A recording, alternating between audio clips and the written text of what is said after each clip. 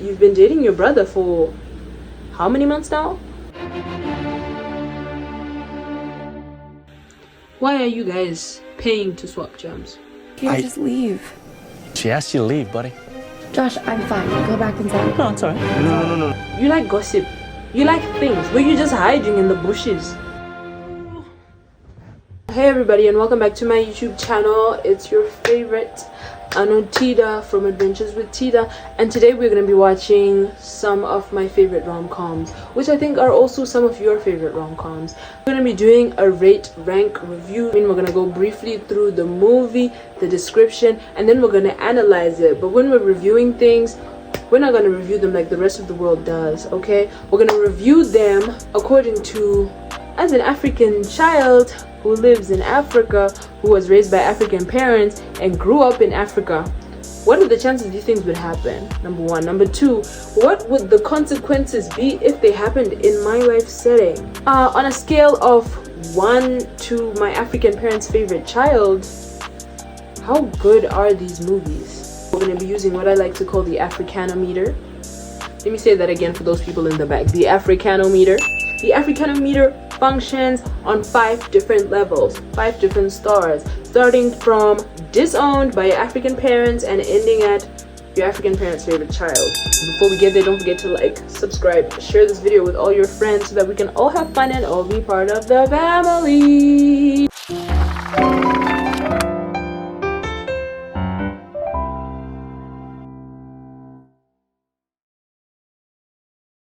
Just a disclaimer, all of these movies are good, where this is all just banter, and you know, don't take these reviews too seriously. Like, if we say something bad about a movie that you really like, that's okay. You can still like it. If you want to disagree with some of my opinions or add some of your own opinions, feel free to do so in the comment section. But just remember, it's just for gigs. It's not that deep. It's not that serious. So the first movie we're going to be looking at is To All the Boys I've Loved Before, which is a Netflix romance. So let's just do a quick run through the plot. All the Boys I Loved Before is about a girl named Laura Jean who enters a fake dating relationship with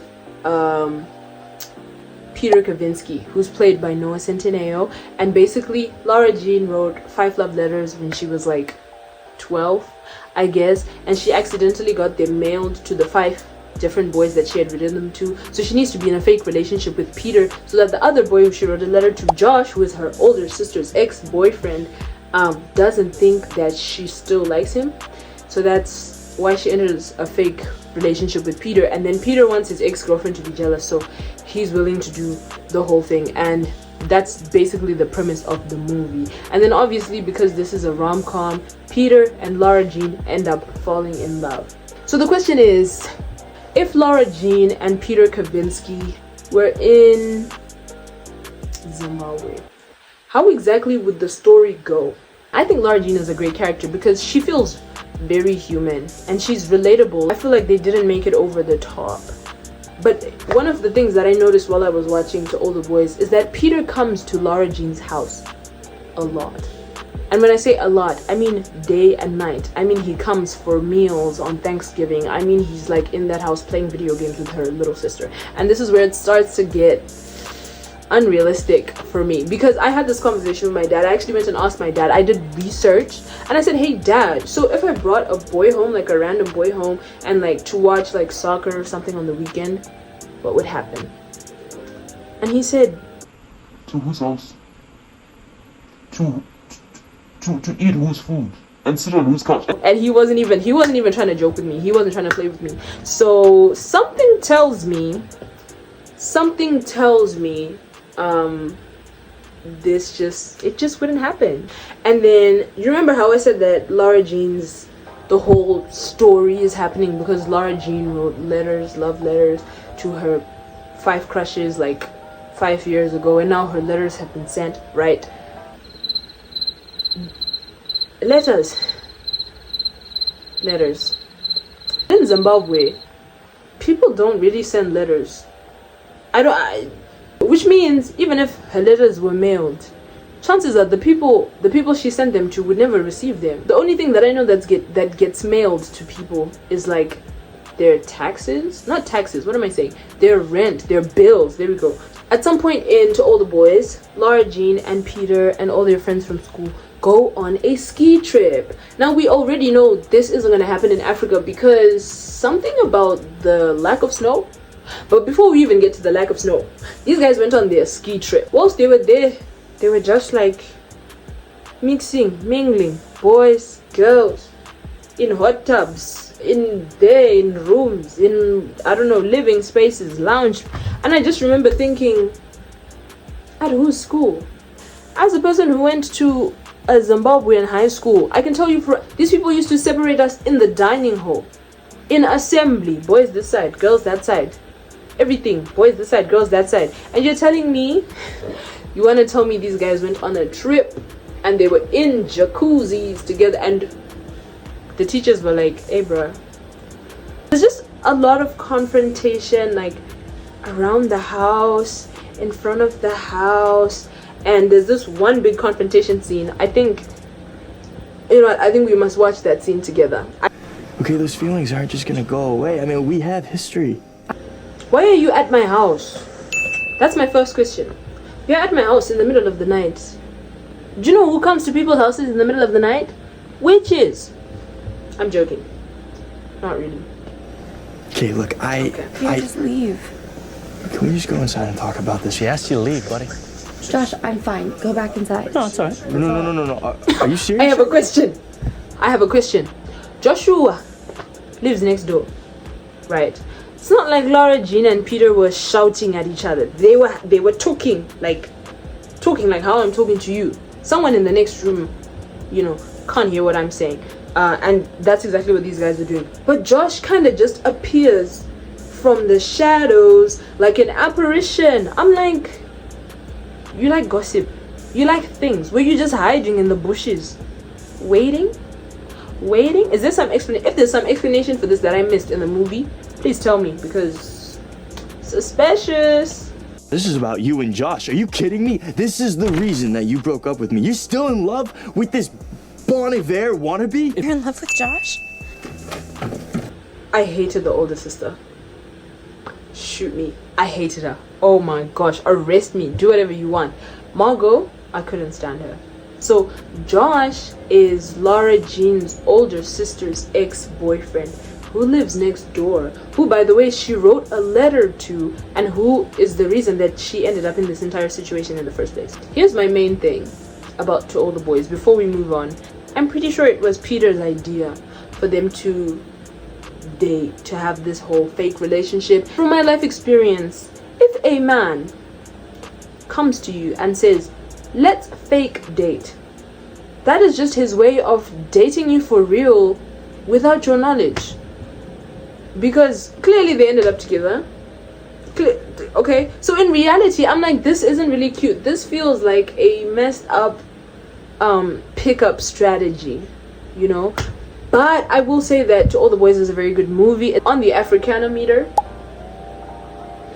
To All the Boys gets 4 out of 5 stars. The reason I'm giving it 4, let's be real, the reason I'm giving it 4 is because even though it's really fun, it's cute, it doesn't have too much weird toxic stuff, the things that happen in this movie just wouldn't happen. Okay, maybe they would happen to some of y'all, but I know that in my life none of these things would happen. Those letters would not make it in the mail. They would not arrive in the first place. So the whole plot of the movie would kind of be dead.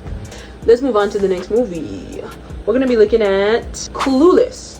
For those of you who haven't watched Clueless, here's a short description. Basically, there's a girl named Cher. She's pretty, she's popular, she's rich. She has a best friend called Dion, who's also pretty, popular, and rich. But I think it's important to know that these are the kind of popular, rich girls in school that aren't mean, right? So basically, at the beginning of the movie, basically the premise of Clueless is that Cher lives with her dad, and her dad runs a law firm. So he invites her half-brother, Josh.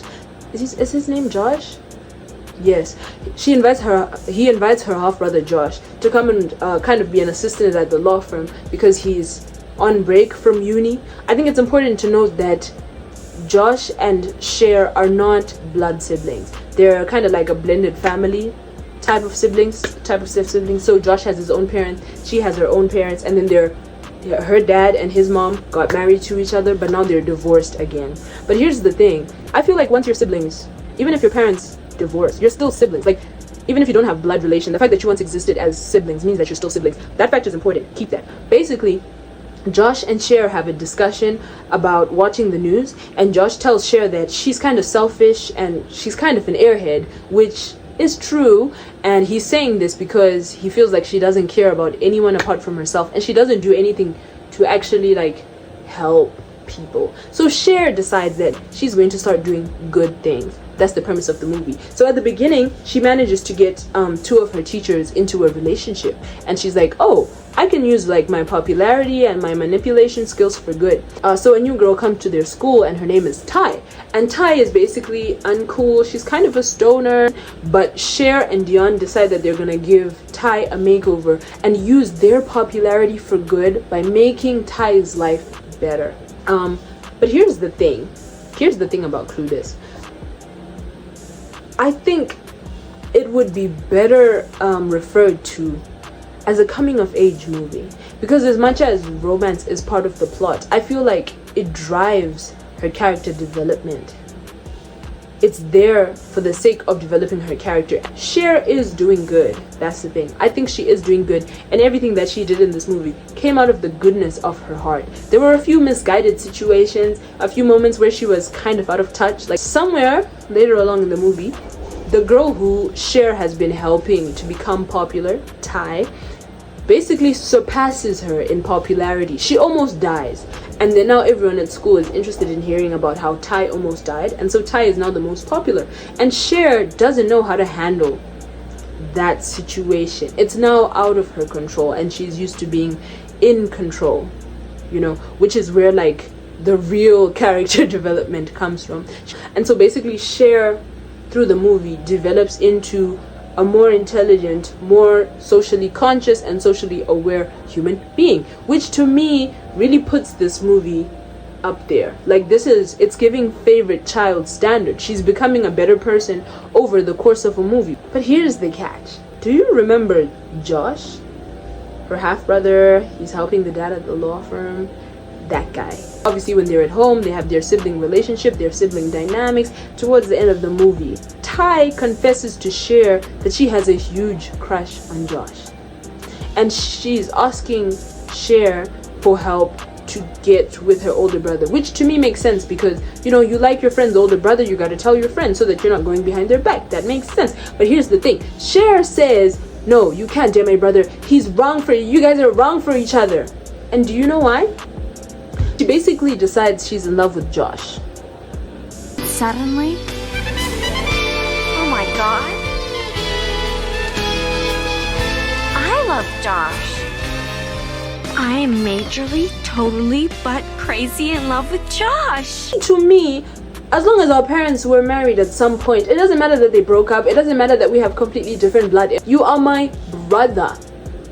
My brother. And I've read so many things of people saying like they wish Josh had just been made like her dad's assistant, or you know, because yeah, I really feel like making them related just made it icky. And wait, why is this okay? Why are we normalizing this? And then basically at the end of the movie, the teachers that she set up at the beginning of the movie are actually now getting married. Josh tells Cher that him and Dion's boyfriend and Ty's boyfriend have actually put on bets as to whose girlfriend is going to catch the bouquet. So he tells Cher, please catch the bouquet, which tells me that him and Cher have been dating for months. I'm just thinking, you've been dating your brother for how many months now? And then she went and she fought someone for the bouquet. Right, you're fighting for the bouquet, fighting for the bouquet. Do you know what catching a bouquet means? In fact, no. Let's ask ChatGPT.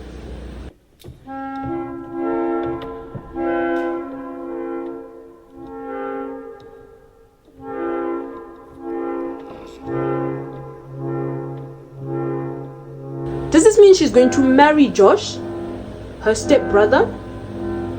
Okay guys, so I just googled, and apparently in like a large portion of the world, it's actually allowed for you to marry your stepbrother because you guys are not biologically related. I wouldn't encourage it though. This is basically the point where this movie goes from favorite child to disowned.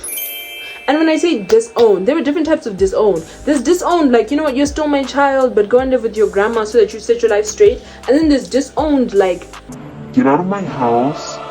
I don't want to see you. Don't use my last name. and that's exactly what's happening with Clueless. So for that reason, Clueless gets 1 star on the Africanometer. In the African rating, Clueless gets 1 star. Because let's talk about The Kissing Booth. Okay. Let's summarize the plot real quick. The Kissing Booth is a movie about a girl named Elle and her best friend Lee and his older brother Noah. Basically, Elle and Lee have been best friends since they were babies because their moms were also best friends like before, and so they were raised basically as twins and they've grown up as best friends, and they have a bunch of best friend rules. And amongst these rules is the rule that relatives are off limits, which I think is something that should have been applied in Clueless. Anyway, relatives are off limits, but Elle has a huge crush on Lee's older brother, which obviously breaks the rule that relatives are off limits. But Elle decides she's not going to act on it because Lee's older brother is like, you know, cool, and he's not the type of person who would go for her anyway. So basically, Lee and Elle have to come up with a fundraising project for, it's like a school fair, a school festival, I don't really know what it is, but basically the fundraising idea that they come up with is a kissing booth, and they want Lee's older brother Noah to work the kissing booth, but he refuses. And basically on the day they do the kissing booth, it's still a massive success, and then there's a bunch of mean girls and they work the kissing booth, and there's this nasty guy and one of them doesn't want to kiss the nasty guy, so they get Elle to go up on the funny pedestal thing, and she's supposed to kiss the next guy in the line, obviously, but she's blindfolded, so she doesn't even know who the next person in the line is going to be. But as luck would have it, right before that guy can, you know, step up to the plate and get his kiss with Elle, Noah cuts the line. Noah Flynn, Lee's older brother. So Elle and Noah kiss, and basically that is the start of their, you know, romance movie. The point is that they end up together. Right. I have a lot to say about the kissing booth because first and foremost, I can totally understand Elle's best friend not wanting her to go for his brother, because that's a little bit awkward. Like, from my life experiences, from the things that I've seen in my many years of being alive, going for your friend's sibling just isn't cool, or going for your sibling's friend, especially if that sibling is younger, it just sort of feels creepy sometimes. But yeah, so I understand that. At the same time, I do think it's very strange and restricting that they have these rules on their friendship. I mean, you created these rules when you were like 5 or 6. Surely by the time you were 15, you should have realized that having these kind of rules and parameters on friendship is just awkward, weird, and a little bit controlling and stifling. And then comes the idea of the kissing booth. Now hear me out. Maybe it's because I live in a post-COVID society, so I am very much aware, like, people always knew, but now I feel conscious of the existence of germs. Because number one, I'm thinking, wow, no way my African high school would allow us to even have a kissing booth. Morally, it would already be like, no, not happening, not an idea, right? Number one. Number two, this fair, right? This is like one of those thingies at night. People are eating popcorn, burgers, ice cream, sweets, all kinds of like festival snacks, and then they're coming and paying 50 cents to and I'm just thinking of all the lettuce, all the little burger pieces caught in the nooks and crannies, and you guys are swapping them from student to student to student to student. I'm like, this is just weird. Every time I watch it, I'm like, you see, these are the things that don't happen in Africa, and I'm grateful for it. Why are you guys paying to swap germs? You're swapping DNA with the 20 other people and their burgers. The 20 other people who have come before you. This is the thing that drops the ratings for me in the kissing booth, because every time I watch that, I'm like, disgusting, stop it, you know? Anyway, she starts dating Noah behind Lee's back, and he only finds out later. And as much as I do not advocate for betraying your friends, but if the man you are betraying your friends for is Jacob Elordi, be my guest, feel free. If I found out that you betrayed me, you dated my older brother, and my older brother was Jacob Elordi, it would be like, you know what?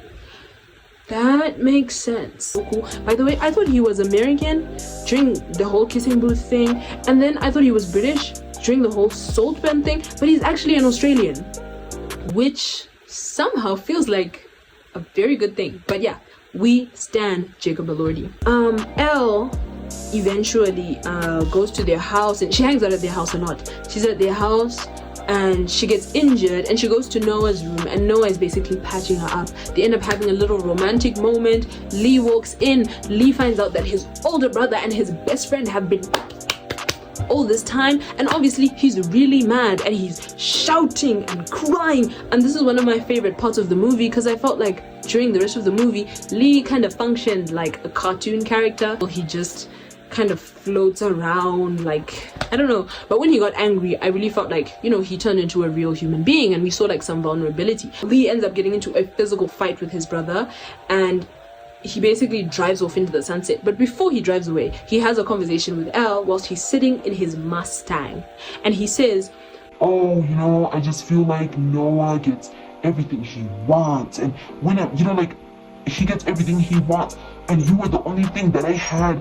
that he didn't have, and now he has that too. so you are sitting in a Mustang. You are literally sitting in a Mustang. You don't get to tell me about, oh, I don't get what I want.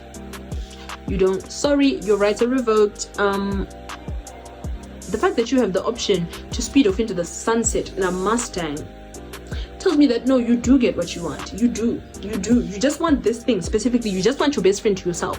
Selfish. Anyway, it's still understandable. I still think that The Kissing Booth is a great movie. I think if you approach it in a light-hearted way, not in an analytical way like I did, but just for fun, I do think that movie gets like a 4 or 5 stars. But on the Africanometer, which is the only meter that matters, The Kissing Booth gets exactly 2 stars. 2 stars. And 2 stars, the ranking for 2 stars is silent treatment. And when I say silent treatment, I'm talking about your African mother gives you a speech about how you're going to give her high blood pressure, and then she doesn't talk to you for 2 days. Don't forget to like this video, but whilst we're here, you can let me know in the comments, amongst the movies we talked about, Clueless, The Kissing Booth, and To All the Boys I've Loved Before, which one is your favorite? Would you change the rating for any of them? You know, just let me know what you think. Let me know if there's any other rom-coms that you think I should try, rom-coms that you think are better or that are worse. I will probably make another video like this just because it's February and I've been watching a lot of rom-coms. But yeah, if you like this video, share it with your friends, tell your family, and I'll see you guys next week Friday. Mwah. Anyway guys, I found out last week that one of my mom's friends thought that she needed money to subscribe to my YouTube channel, which I realized that maybe a lot of people don't know, aren't really aware as to how YouTube functions. Don't let the word subscribe fool you. It's free. You can get this service for free. You can get this service for free. You know what I'm saying? Yeah, subscribe.